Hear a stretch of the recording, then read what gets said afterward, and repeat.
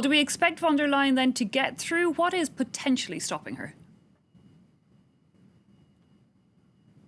And nobody knows right now. This vote could go either way. Right now, she only has the firm support of her own center-right European People's Party, the EPP. This despite after meeting with all of the European Parliament's groups last week, trying to get their support, but the MEPs remained unconvinced. Two of the Parliament's groups have said that they will not support her. That is the Greens and the far-left GUE group, Emmanuel Macron's Renew Europe group of centrists and liberals. Most of them will probably support von der Leyen. That's because they got a nice prime post in the package of top jobs. The position of European Council President went to a liberal, but that does not get her over the line. The magic number here is 374 votes. That number may be slightly different depending on how many MEPs are actually sitting in the chamber today, but just the support of the EPP and Renew Europe does not get her there. What she probably needs is the support of the center-left Socialists and Democrats group, and that's what she's going to be trying to get today. She's going to give a speech to the Parliament at 9 a.m., followed by a debate, and then the vote will take place at 6 after intense meetings all afternoon between her and the Socialists.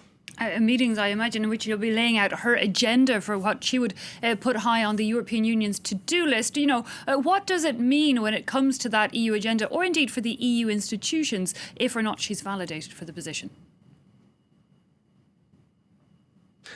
Yeah, I mean, the truth here is this isn't really so much about von der Leyen. It's about the situation in which she was picked. Ahead of the election, the European Parliament had put forward this Spitzenkandidat system of lead candidates that campaigned during the election. And 2 weeks ago, in that summit, when the EU leaders were choosing who they would nominate, they were talking about Frans Timmermans, who was the nominee of the Socialists and Democrats group. But in the end, because of a blockage by a combination of a hard right and center-right national leaders, they went with von der Leyen, who was not a candidate. And the problem is the European Parliament's main group said they would not support anyone who wasn't a Spitzenkandidat for this post. So that means if they vote for von der Leyen, they are not making good on the threat they made, and they are definitively killing this Spitzenkandidat system that they came up with. The design of that system was to inject more democracy into the European Union, to give voters a say in who the next Commission president is, and to increase the power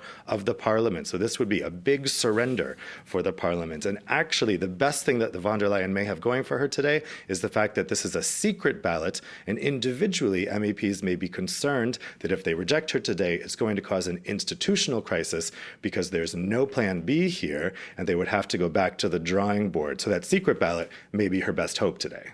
Okay, sounds like an awful lot to play for in that vote. For now, Dave Keating, thanks.